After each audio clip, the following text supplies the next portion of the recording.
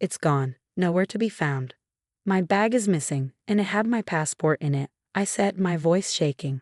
Frantically searching, I looked up to see my mother-in-law, Olivia, watching me with a sardonic smile. It's what you deserve, she sneered. A foolish wife like you has been struck by divine retribution. We're heading back to America first. This is goodbye for you. With that, she burst into loud laughter. I realized then that entrusting my bag to Olivia was a mistake. Her actions plunged me into darkness.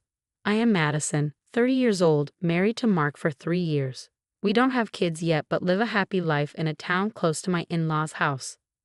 Even after getting married, I worked hard, dedicating my energy to both my job and household chores. My father-in-law passed away 5 years ago, and Olivia, living alone, often came to our house to complain about my housekeeping, which became a source of stress for me. Why don't you just give up being a working mother? You're not doing any significant job anyway. You can't work properly and your housekeeping is mediocre. It's sad for Mark. Supporting him properly is what a wife should do, she'd say, rubbing a finger across our floor. There's so much dust. It's disgusting, she sighed dramatically. As Olivia put it, I'm not great at housework. I admit that, but being accused of dust buildup was unfair. I cleaned every morning before work and cooked with our health in mind. Yet Olivia said whatever she liked. Belittling me was her way of stress relief. Honestly, every day was a struggle. Then Olivia suddenly wanted to go on a family trip with us. She invited us and Mark's sister's family too.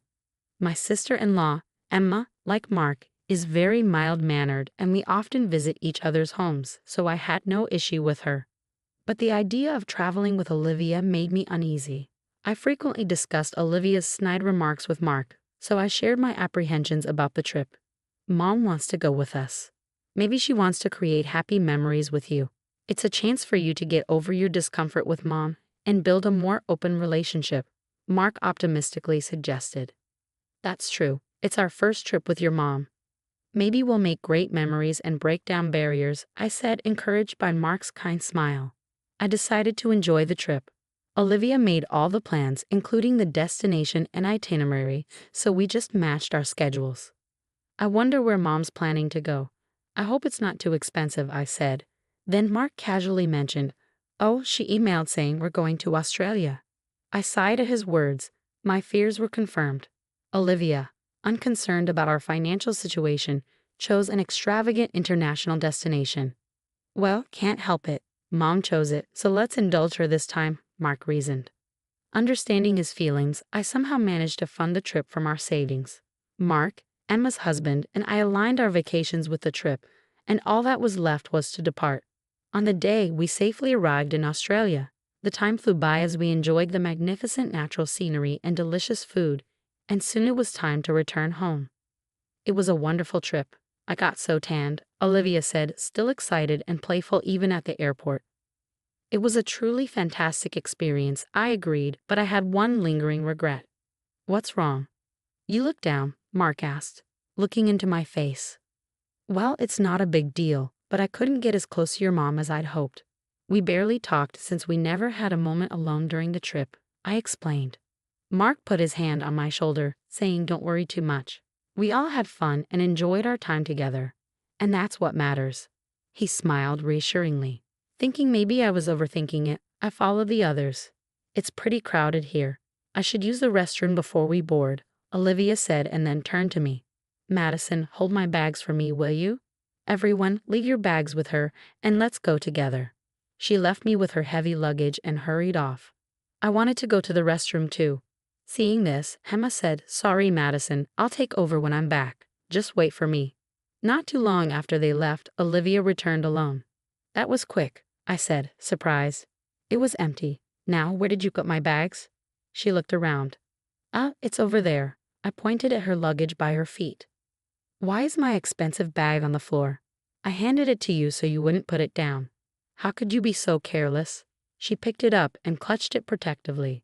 But it was heavy, and I was holding everyone else's bags too, I protested. Enough. You really lack consideration. Why don't you just use the restroom too? I'll be kind and watch your bags. Just leave them on the floor. Your cheap bag is fine there, she said arrogantly. Thank you. I'll be right back. I left my bag on the floor and headed to the restroom, only to find a long line. Emma came out and asked, "Madison, what about the bags?" "I let Mark's mom watch them so I could come here, but it's really crowded. This might take a while." Olivia said it was empty, but maybe I just had bad timing, I explained. Finally, when I came out, Emma was waiting for me. "I didn't want to get lost, so I thought I'd go back with you," she said. I'm directionally challenged, so I was grateful Emma waited. When we got back, Olivia was standing alone, and the men seemed to be elsewhere. "Thanks for watching the bags," I said, looking where I left mine. "But that's strange. My bag was nowhere to be seen. I'm sure I left it here. I checked all the bags, but only mine was missing." "My bag's gone, but you were here the whole time, right, mother-in-law?" "Your bag? I don't know. Maybe it was never here," Olivia replied, her tone dismissive. "No, I definitely left it here, right in front of you," I insisted. Olivia snorted. "I didn't see anything. Don't blame me. I was sure I left it there because Olivia told me to. What should I do?" My passport was in the bag. As I panicked, Olivia sneered with a sarcastic smile. "Maybe this is payback for how you treated my bag, throwing it on the floor. A terrible wife like you deserves to be punished by not returning to America. I don't have time to deal with you. You're on your own. We're leaving without you." She laughed mockingly. I was filled with anger at Olivia's cold words. This wasn't just my problem. My bag had everyone's passports in it. Without it, none of us could go back to America. Olivia's face froze upon hearing this. "What? Why on earth do you have everyone's passports?" She grabbed my arm, raising her voice. Emma, who had been listening to our conversation, anxiously explained to Olivia. "Since we had a lot of luggage, we were worried about losing the passports. So Mark was managing them. You must have forgotten because you were too excited, Mom." Hearing this, Olivia retorted, "Was that so? I was busy and forgot. But why were the passports with you and not Mark?" "That's strange," she accused me. "Mark had too much luggage to carry, so I've been keeping them since we left the hotel," I replied. Olivia, with veins throbbing on her temples, said, "Why didn't you say something so important? I had no idea your bag had everyone's passports. I would have kept an eye on it if I knew." I couldn't believe her words. "What do you mean? You took your eyes off my bag. Earlier you said you didn't know about it. So was my bag stolen?" Emma, looking pale, confronted Olivia. "Mom, explain what happened. Was Madison's bag really stolen?" Olivia snorted. "How would I know if it was stolen? It was just gone when I noticed." Olivia stood there, arms crossed, unapologetically. "I can't believe it. That's so irresponsible." Then Mark and the others returned, noticing our troubled expressions. "What's wrong? Any trouble?" he asked, concerned. After I explained everything, Mark sighed, looking at Olivia. "This is urgent. We need to search for the bag right away." Mark and I exchanged a look of agreement. "I definitely left it here, Olivia. You told me to put it there, remember?" I pointed to the corner where all our luggage was placed. It took us about 15 minutes to return from the restroom. It must have been taken during that time. "Olivia, where were you standing?" I asked. "I was right here the whole time watching the bags. I wouldn't wander off from everyone's important luggage, but your bag was on the edge, out of my sight. I'm only human. I can't be perfect." She turned away. "Let's file a theft report and check the surveillance cameras. The thief might still be nearby. We should act fast." Mark started to approach airport personnel. Olivia grabbed his arm. "Wait a minute. Filing a theft report sounds drastic. It's more realistic and quicker to just get the passports reissued." Mark shook off her hand. "Either way, we need a theft report from the police to prevent passport misuse. Then we'll proceed with reissuing them back at the embassy. But there's still a chance we could get the bag back, so we need to check the surveillance cameras to see who took it." Agreeing with Mark, Emma said, "That's right, brother. We should act quickly." Olivia, getting defensive, said, "All of this is her fault. She should take responsibility. Let her run around and catch the person who took her bag. There's no need for police involvement when she can handle it." She became furious, ranting. Emma retorted, "That's no way to talk. Calling Madison this woman is really upsetting, Mom. It was you who didn't wash the bags properly. Don't shift the blame onto her." Emma spoke up for me, saying, "We need to find a solution together." Mark seemed to feel the same way I did. He put his hand on my shoulder and said, Madison won't be searching alone. Mom, why are you so against filing a theft report? Olivia seemed a bit shaken. It's not that. I've just never dealt with the police, so I'm hesitant. I prefer to solve it ourselves if possible. Fine, I'll help look too. Everyone split up and search. She forcefully tried to steer the conversation towards searching for the thief ourselves. Just then, a young man approached us. Ah, I found you. I've been looking for you, he said, addressing Olivia. I thought you might be in trouble after leaving this bag. I'm glad I found it. Your trip could have been ruined. He handed over my bag. Where did you find this bag? I asked, surprised. The lady left it on a table in the lounge over there. I tried calling out to her, but she didn't hear me and disappeared into the crowd. So I've been looking for her, he explained. We were stunned by his words. The lounge? She left it there without giving us a second thought. The young man handed the bag to Olivia. Please be careful. You're lucky I found it. Someone else might have taken it. We thanked the young man profusely in place of a frozen Olivia. Turning to her, Mark demanded, Mom, what's going on? How do you explain the bag being in the lounge? His voice trembled with anger. No explanation is needed. Mom deliberately left Madison's bag in the lounge, right? And she wasn't watching our luggage either. Everything she said was a lie. It's unbelievable that she would be so cruel to Madison, leaving her bag in a distant lounge. She was trying to avoid camera checks because she knew it would expose her, Emma said, looking at Olivia with disdain. I quickly checked the contents of the bag. All the passports are here, wallets and mobile phones too. All safe. We were really lucky to have such a kind person find it.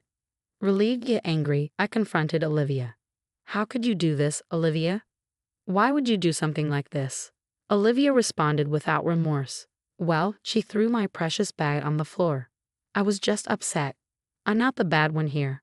Who would have thought this dirty bag had everyone's passports? It was just a moment in the lounge. I didn't leave your luggage unattended, so don't get it wrong. Hearing this, Mark raised his voice. Enough already. What do you think Madison is?